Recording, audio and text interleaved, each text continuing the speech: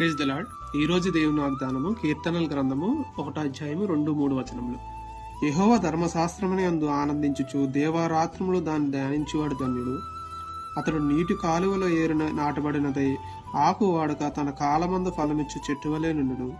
అతడు చెయ్యునదంతయు సఫలమగును. ప్రియమైన సహోదరి సహోదరుల ద్వారా కీర్తన గ్రంథంలో 1వ అధ్యాయంలో చెప్పిన విధంగా ప్రతి ఒక్కరు కూడా ప్రార్థించుకుందాం. మహాగణుడు సర్వోన్నతమైన దేవ, నీకే వందనం చెల్లించుకుంటున్నాం తండ్రి. అయినా దేవారాత్రములు తండ్రి అయినా మీ ధర్మశాస్త్రం ధ్యానించినప్పుడు తండ్రి అయినా ధన్యులుగా ఎంచబడుతున్నాం. నీటి కాలువల పక్కన తండ్రి అయినా నాటబడే చెట్టు వలె చిగురించే వాళ్ళ మమ్మల్ని చేస్తున్నందుకు కూడా వందనం చెల్లించుకుంటున్నాం తండ్రి. అయినా దేవ, మా కార్యములన్నీ సఫలం చేసేవాడు నీవే.